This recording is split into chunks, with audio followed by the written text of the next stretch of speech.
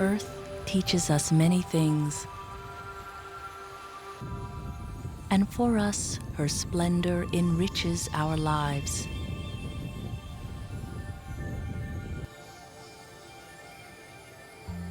We depend on Earth's ecosystem, the balance and counterbalance of nature, to work and work successfully without fault. Our lives depend upon it. All life depends upon it. Yet there is so much we don't know about our home, we take for granted, or have simply forgotten over the years.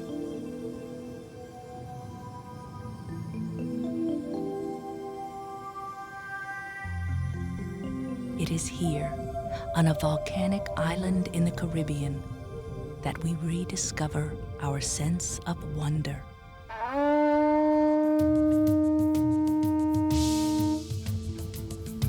The island is Saba. Its sheer cliffs dramatically rise from the sea. The island is small, just 5 square miles. This rugged island has been inhabited for centuries by people who have carved a life from land that offers little in the way of natural resources.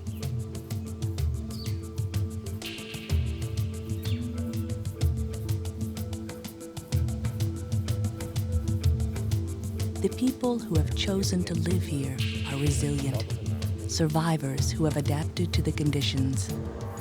And perhaps they know something more. There are people here who have not forgotten Earth's lessons. The knowledge has been passed down from generation to generation. And there are unique species here as well, found only on this little piece of Earth.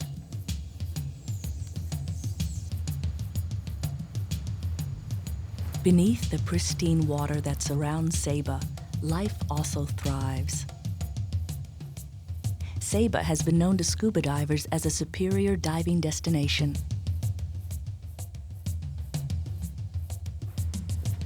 And lately, Saba's earning a name as an ecotourism hiking destination, a place where visitors can enjoy the natural beauty of the Earth.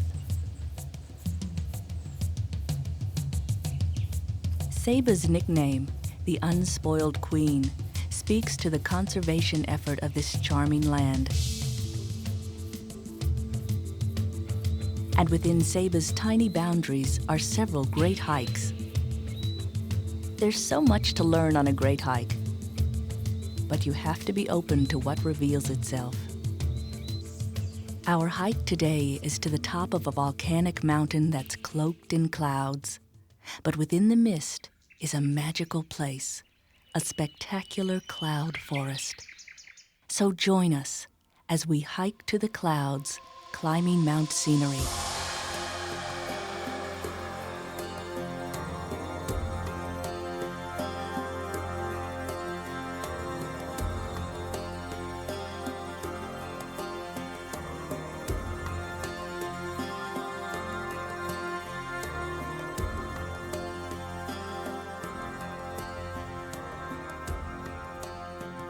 Mount Scenery dominates Saba's landscape.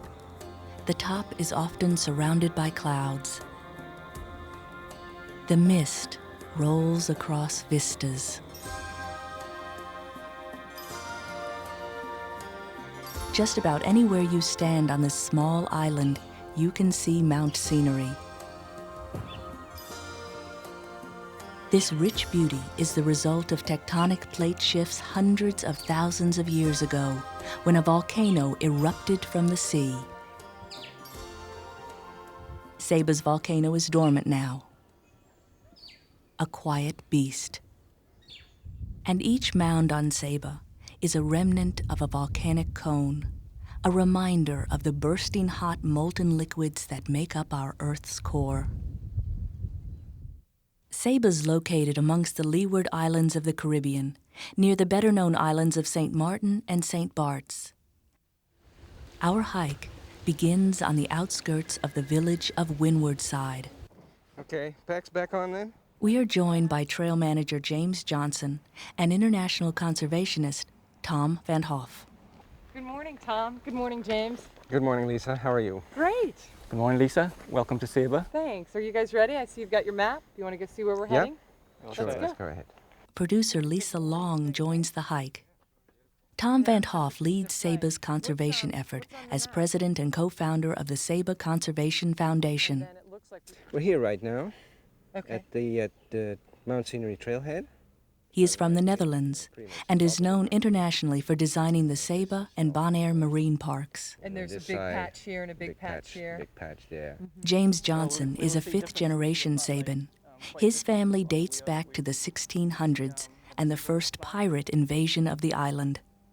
James is a walking textbook of local lore and the medicinal uses of plants, all knowledge that's been handed down to him from his forefathers. And then it looks like we've got a real steep climb and then a zigzaggy steep climb. His last part is steep. You know, the steps are high. They're about this high. According to the map, we will climb 1,064 steps to the top of Mount Scenery. On our hike to the clouds, we will pass through several vegetation zones.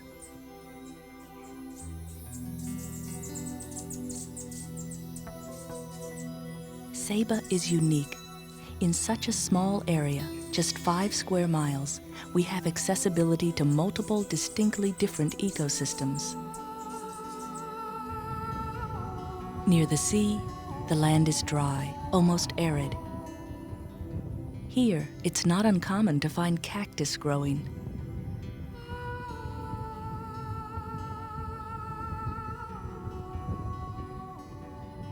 Yet as we climb, the air will become more humid, and the vegetation will dramatically change. And eventually, the air will cool as we reach our destination, a magnificent cloud forest. Got your sticks? Yes, You ready to go?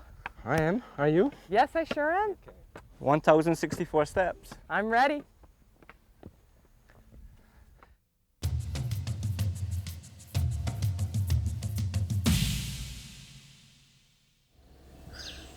We are on the tiny island of Saba, climbing Mount Scenery. When you listen to the people here, especially the older people, they'll refer to these trails as roads.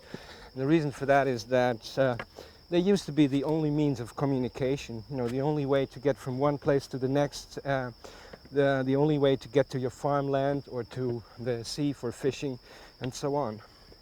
They've lost that value to a large extent because we now have the concrete road. What we take for granted, the ability to get in a car and go, is a triumph for Sabans. Imagine what it was like to carry a grand piano up these steps from the sea. In the past, these 524 steep steps to the sea, called the ladder, were Saba's only link to the outside world. And everything, from kitchen sinks to hairpins, was hauled up these steps. For years, Dutch engineers told residents of this small Caribbean island that a road was an engineering impossibility. Saba's rugged and steep terrain was a deterrent. But a local by the name of Josephus Lambert Hassel was not to be deterred. The expert said it couldn't be done, but he found a way. Hassel took a correspondence course in engineering and organized a local construction crew. It took 20 years to carve this road by hand from the volcanic rock. And in 1947, the first automobile appeared here. There is only one road on Saba, and it connects all 4 villages to the airport and the sea. What many claimed couldn't be built has survived for over 50 years, with almost no potholes and little repair work. Something as simple as a road changed the way the people on this island had functioned for over 300 years. The trail that we are hiking was built by hand as well, and is one of many footpaths that connected Sabans to each other, their farmland, and the sea.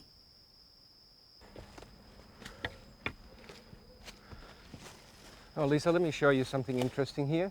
This wall that you're looking at is actually part of the old terraced gardens, the terraced agriculture that people used to have here. There are many of these old terraces hidden under the vegetation, now overgrown.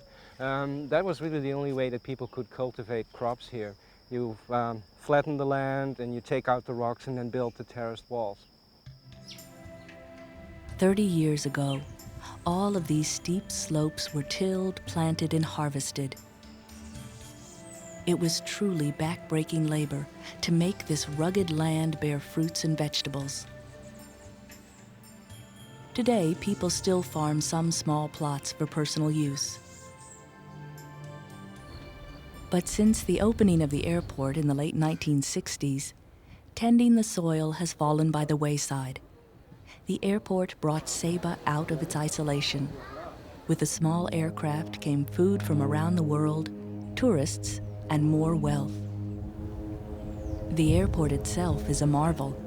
Built on Saba's only area of land that's flat, the locals decisively named it Flat Point.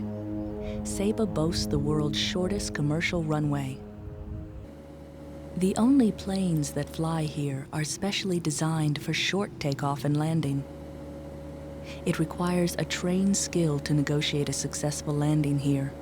With the ever-changing wind conditions and the proximity of Saba's mountain, sometimes it takes a few passes before you land. Air arrival into Saba is both breathtaking and hair-raising.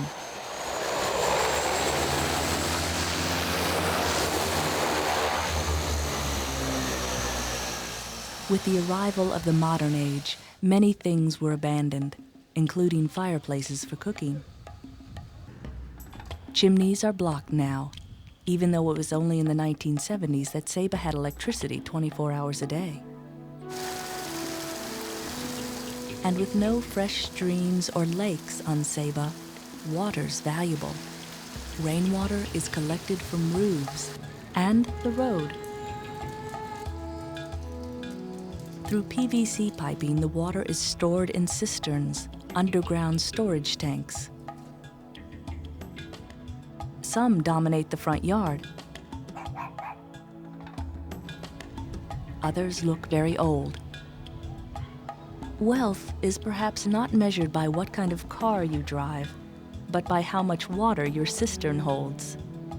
On Saba, it's all a matter of survival. Along the trail, the hikers continue to see vegetation still surviving that was once important to human life. It's the trumpet wood tree. Local name, we call it the logwood tree. And the name logwood, for many years back, goes all the way back to the Carib Indians. And the tradition was to make fishing rafts from those logwood trees. They would cut the trees down from high in the rainforest and dry them and make fishing rafts. It's a medical use from the leaves. It's for high blood pressure. You make a tea from the leaf and it's for high blood pressure. Lisa, there's always fruits along the trail that you can try. Want to try some of the Suriname cherry here? Yeah, sure. It looks wonderful. It has a funny shape to it. Yeah. Is it in the cherry family? No, I don't think so. No, it's just called cherry. It's high in vitamin C. Oh, it's very sweet. Mm-hmm. Almost even a nutty sometimes towards the end, but maybe because it's not fully ripe. Yeah, they get nice and sweet when they're Big. completely ripe. Yeah. Has an unusual shape. Yeah, all this is like 8 ribs, I think. Oh, 8? Yeah. And how do you know which ones are ripe? Well, the ripe ones are the real dark red ones. And also, you know, they'll fall in your hand right away when you touch them. So Just like most berries. Yeah, that's what you need to pick. There's a big nut in the middle of it. The big nut? Yeah. Don't eat the nut. Well, as we continue hiking, show me more that there's to eat on the trail. Yeah, there'll be other nice stuff like the wild raspberries. There'll be guavas and mangoes. This part of the trail's pretty level right in through here. About the only part, eh? Lisa, here we have the guava tree. Oh. And from the buds and the leaves, you can make a tea, medicinal for stomach aches and diarrhea. Hopefully we won't need it on this trip. Hike to the clouds. Climbing Mount Scenery continues.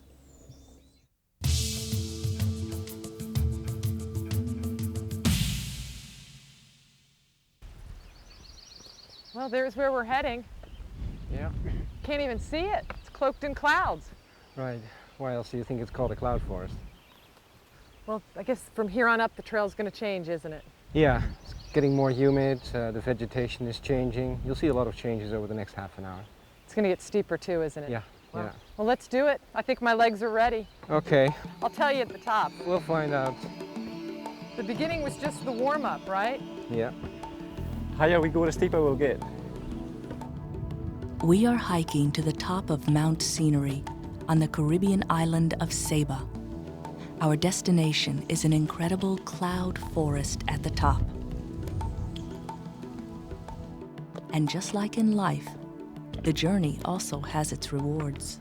Okay, all along the trail here you can find the plant leaf of life. Leaf of life, huh? Here it is. Oh, wow. Medical use is for sores or cuts on your body, and you can crush the leaf, and from the juice it will take the infection out. It's a real hard, solid leaf. You know, it's not flimsy. It's a succulent.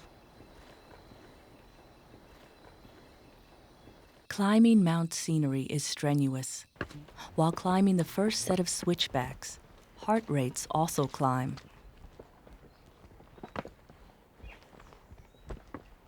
The guidebooks call Saba the vacation equivalent of a stairmaster. Walking sticks help.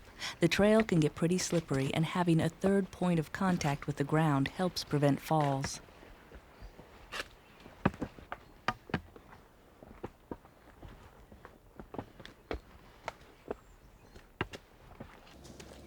Everywhere you walk on this small island, whether in the villages, on the road, to the shops or post office, it's a climb or descent. Saba originates from the sea. It is in fact the top of a volcano that was active 500,000 years ago. Today, Saba's rocky cliffs provide a safe haven for many birds, including the rare and rarely seen red-billed tropic bird. The bird spends most of its life at sea, coming ashore only to mate and nest. Saba's terrain is perfect for the tropic bird, which nests in rock crevices. In Saba's history, these rock cliffs also provided safety for the human residents. Story has it that long ago, Sabans fought off attacks by throwing rocks down at the invaders in the ocean. Mounting and capturing Saba in the days of pirates and colonial expansion was intimidating. Thankfully, today, the island's visitors are greeted more warmly. And most are attracted to the peak of Mount Scenery, which rises over 2,800 feet from the ocean. The hikers are almost halfway up the trail.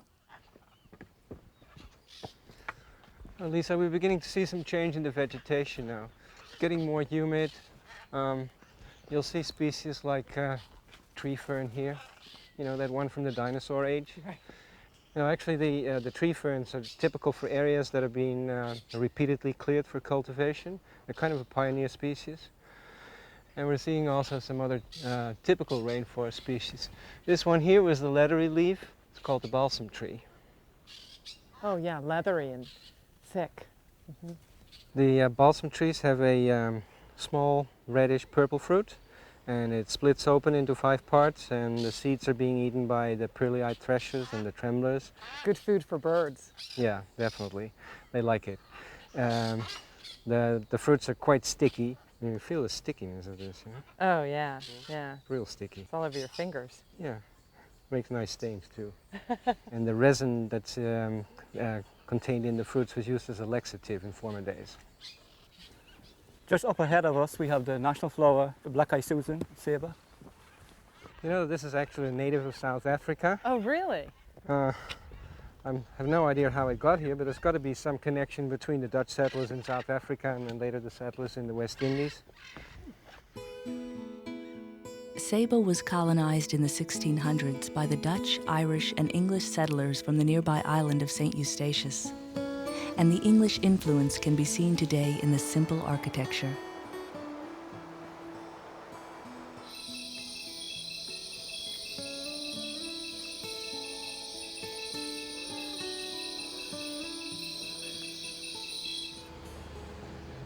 Elaborate gingerbread trim provides decoration.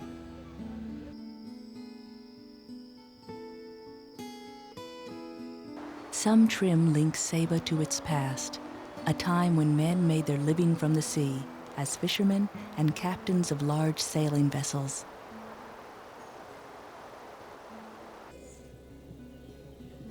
Almost all homes are painted white, with red roofs and green shutters.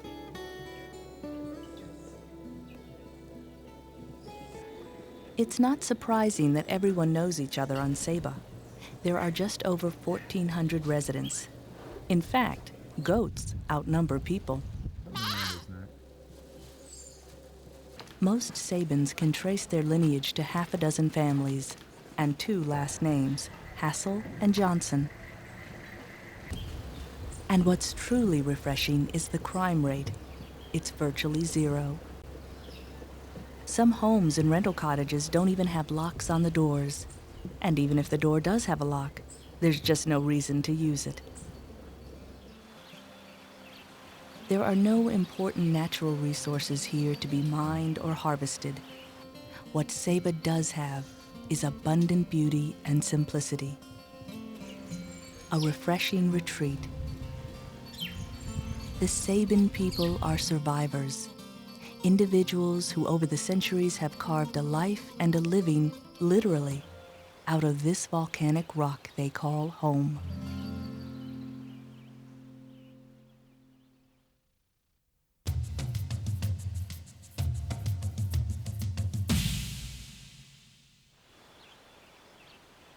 We are climbing Saba's Mount Scenery Trail.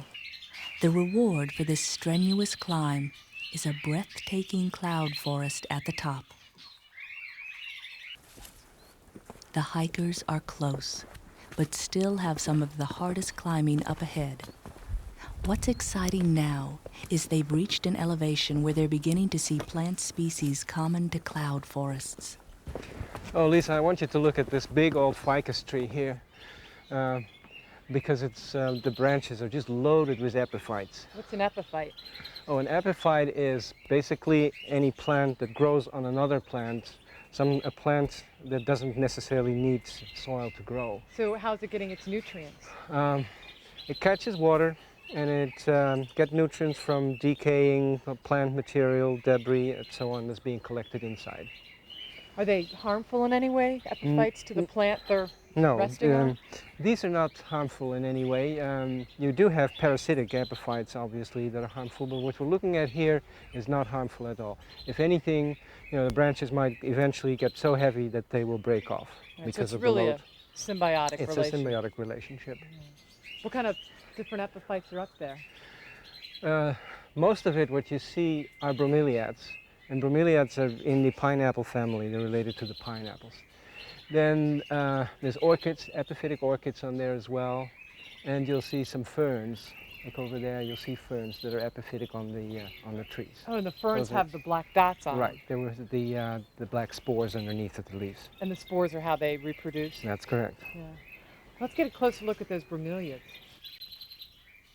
See any in bloom, Tom? No. So the bromeliad flowers are what color, Tom? Light yellow, creamish color, yeah. How big? Clusters of flowers about this long. Clusters? Clusters, yeah. The flowers itself, maybe 1/4 of an inch, but big clusters. I don't see any up there, do you? None of the bromeliads is flowering right now. This is not really their season, although we may find a few on the top of the mountain.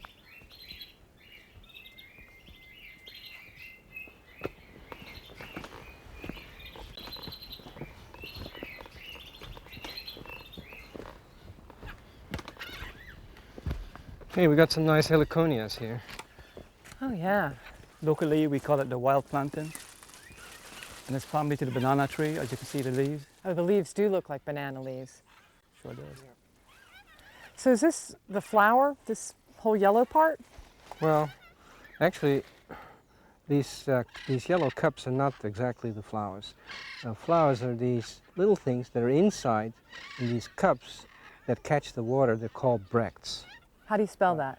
B-R-A-C-T-S. B-R-A-C-T-S, bracts. Bracts. So they're not part of the actual flower. These little things that are inside those cups, those are the flowers. Wow. Holds a lot of water in there. Yep. You know, maybe it helps the flowers from wilting. Maybe it attracts birds that could, are attracted by the water to drink and could help in pollinating. Mm-hmm. Who knows? Great survival, and adaptation. Yeah. Now this heliconia is really only found at certain altitudes. Yes, it's mostly restricted to the rainforest here. Yeah. You guys ready to continue on? All right.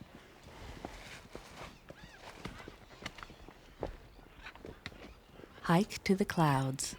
Climbing Mount Scenery continues.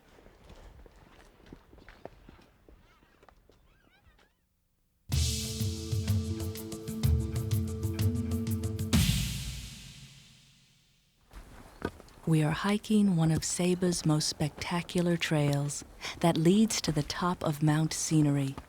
The payoff? A magnificent cloud forest at the top. Trail manager James Johnson and international conservationist Tom Van Hoff know all about Saba's abundant plant and animal life. They're our guides today.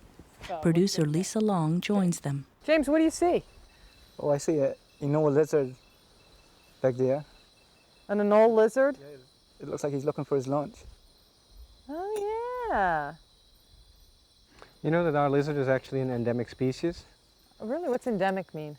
An endemic species is one that occurs at a particular place and nowhere else.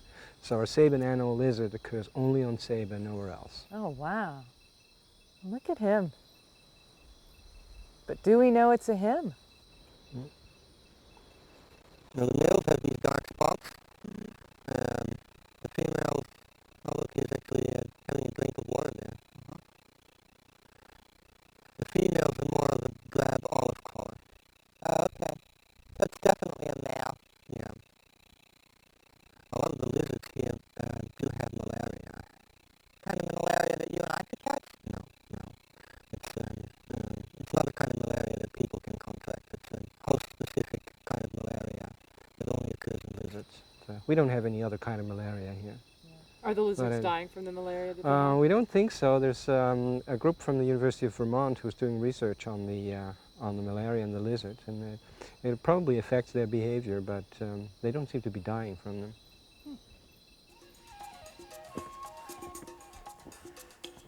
Ooh, heart rate's getting up. I'm beginning to feel it in the knees.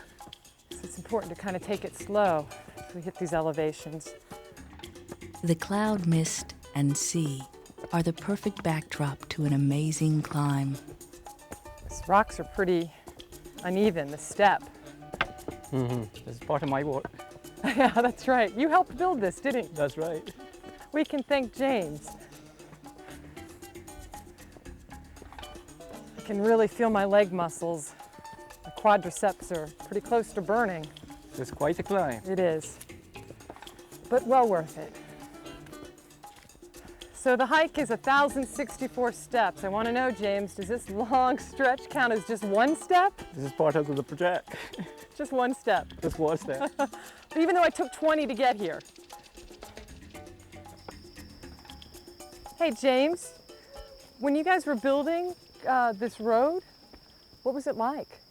Well, it was myself and 4 other guys who had donkeys who brought the material here, like for instance, cement and water. A sack of cement that weighed 100 pounds, so the donkey was bringing 200 pounds on his back, and the water was equal to the same poundage. How many times a day did you guys come up? 4 times in the day. 4 times you went up and down? Yeah, we had to, it's over 24 men that we had to, bring the material in to get them going. So we had to go fast up and down. So you were the runner? We were the runners, yes. You got to run up and down the mountain? In those days, well, 40 guilders we were making. The donkey was 40 like, guilders a day you're making? Yeah, 40 guilders, and then the donkey was making the same. You got paid the same amount of money as a donkey. Yeah. And one of the days when we were finished work, the donkey caught around my legs running down from the first part to the top of the mountain, and he dragged me over about 15 steps. And luckily there was some man in front that stopped the donkey and brought him under control. I was all mangled up all over. Were you badly hurt? Badly hurt, skinned up all over. Lucky you're still alive. Lucky. Whew. Oh, he's a tough one, you know. James can survive anything. Yeah. James, I think you might be a cat, a man with 9 lives. That's right. Feels more humid, Yeah. You feel a change in temperature as well. but it's cool. I felt coolness right here. Yep. Well, 2,250 feet. The hikers are very close to the top of Mount Scenery and Saba's spectacular cloud forest.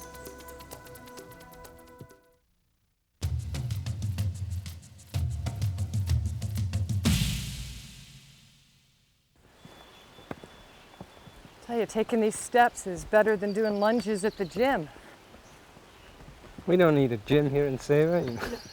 No, you don't. Go up the mountain.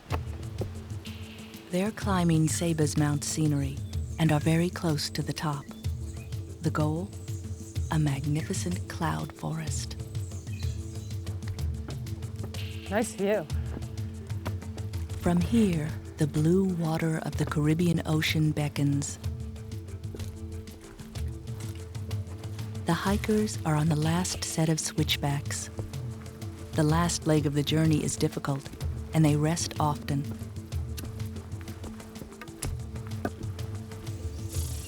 The views are spectacular.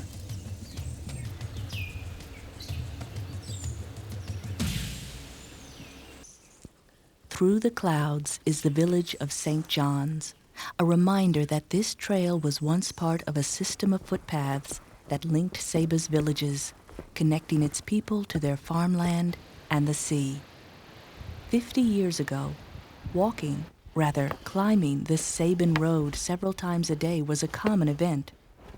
Life, even here on peaceful Saba, was simpler then. And today, this simplicity of spirit can still be heard in the names of places. This village is Windward Side, and it is located precisely on that side of the island. Flat Point, where plains land, is the only flat point on the island.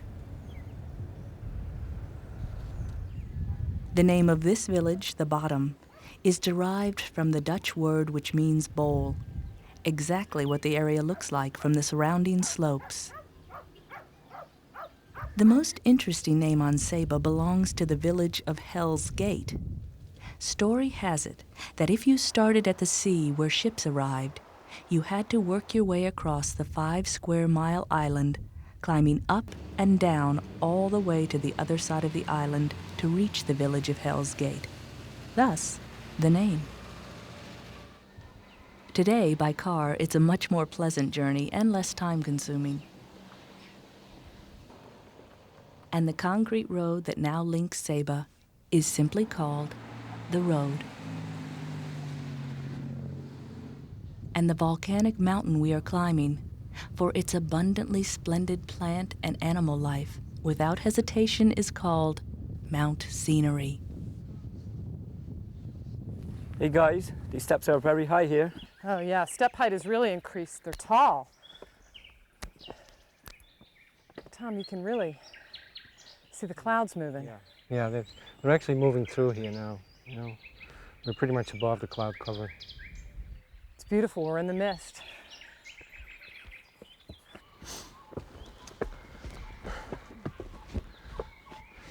Well, this is where we're heading, Lisa. You see the cloud forest there? Oh, I Up do. there? That's the purpose of this trip. Beautiful. How much more time? Oh, another 5 minutes. We're Really? there. Great, let's go. Let's do it.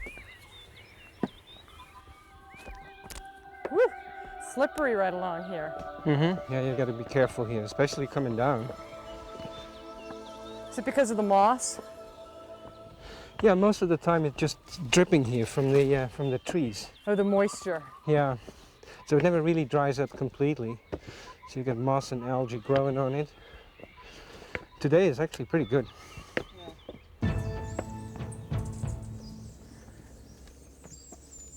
These the final 50 steps. Last stretches. You can feel the clouds moving by you. Yeah, Coolness to them. feels nice and cool, eh? Soon we'll be in the elfin forest. We're almost there. I know. Every step is worth it. The climax of our journey is only a few steps away.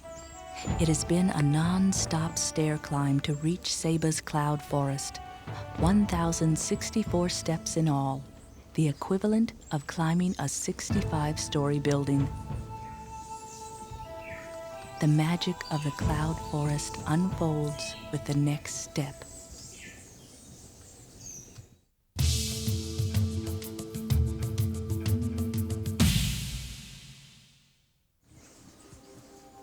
We have been climbing this volcanic mountain called Mount Scenery. Our destination, an incredible cloud forest at the top. After 90 minutes of climbing, the reward.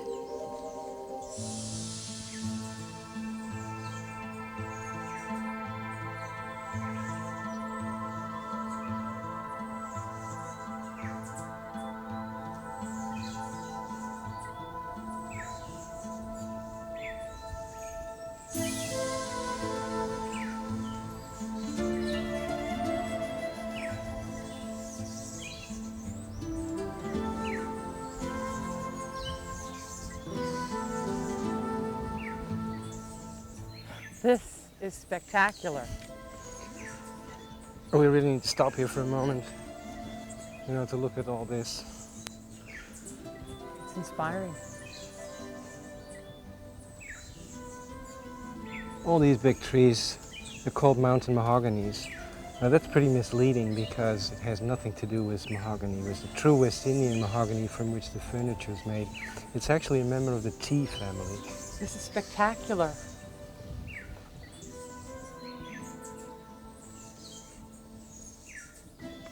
This elfin forest that we have here on Saba is pretty unique.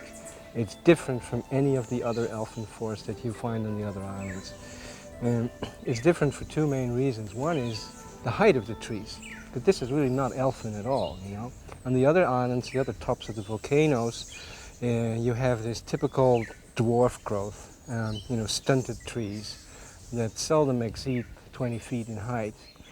And here we've measured some of these trees, and some of them are really up to 50 feet. Wow. And the other big difference is that on the other islands, this mountain mahogany is not at all a common species, whereas here it's really dominant. I mean, all of these big trees here in the elfin forest are mountain mahogany. So I think we can proudly say that, our elfin forest is truly unique. What's on all the branches? What's covering all the branches? Lots of mosses and ferns and liverworts, bromeliads, orchids are on there, philodendrons, all kinds of stuff is on there.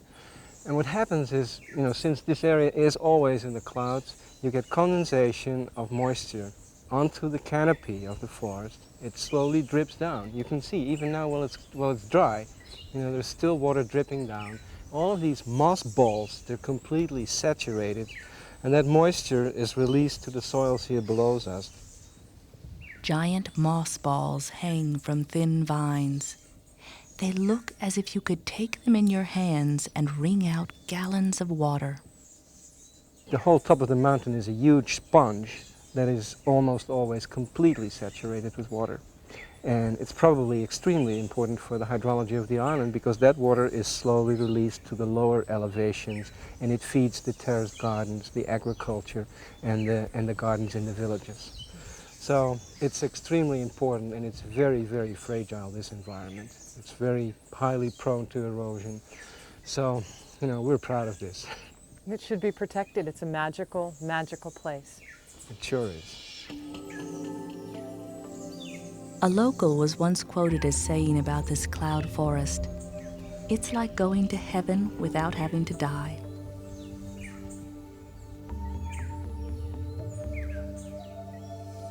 And here in the tranquility of the natural world, there is peace. But it's really not so quiet. Isn't it amazing the amount of bird life here? It's vibrant. You hear all these sounds? We've got at least, probably a dozen species up here. The trembler, the pearly-eyed thresher, you've got the banana quits, 3 species of hummingbirds, you've got the lesser Antillean bullfinch. They're all up here in the canopy of the forest. You can just, they buzz by you really Yeah. fast. Yeah, those little hummingbirds, the crested hummingbirds, are coming by all the time. Those leathery small trees that are growing on the branches, they're young balsam trees. And We looked at them earlier on the we trail. looked at them earlier and we saw the fruits of those. What you see quite often is that the seeds that are dropped by birds germinate somewhere higher up in the forest or on other branches because there's more light. It's more difficult for them to germinate in the forest floor. And those are also the type of trees that are much more common in the other elfin forests in the other islands. The epiphytes thickly cover the branches of the mountain mahogany. Limbs are completely covered. Only the mountain mahogany's leaves are exposed, reaching for the light. Even here, it is a battle for survival, struggling to find the essence of life, the sun. It's really a lot cooler up here. I've got goosebumps. Mm-hmm. Yeah. And this is not even the winter season. You can imagine what it's like, in January. It's Right. really cold up here and at night. I'm just amazed at how big the trees are. They've never been cut. No, this is what we call a primary forest, which means that it has never been touched by people. The other thing that you need to know about this vegetation is that it's really a climax vegetation. What does that mean? What that means is that when a vegetation type develops, it goes through various stages in its succession, and this vegetation type, this forest type, has reached its final stage of development. So this is it. This is the final expression of this vegetation type. Oh my goodness. It takes hundreds and hundreds of years for this type of vegetation to develop. It's special, isn't it? Mm-hmm.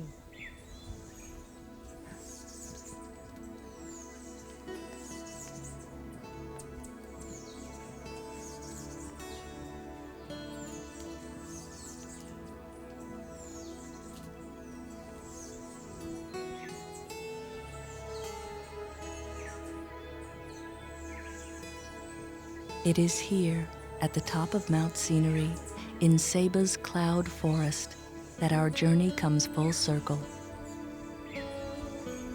This has been a story of adaptation and survival, a reminder that you make the most of what you've been given. Here among the mountain mahoganies, we rediscover our sense of wonder.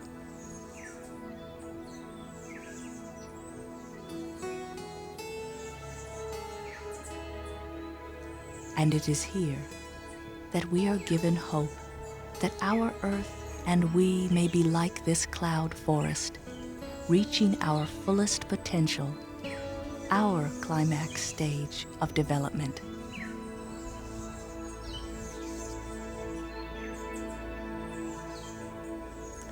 James and Tom, I want to thank you for taking me on this hike to the clouds.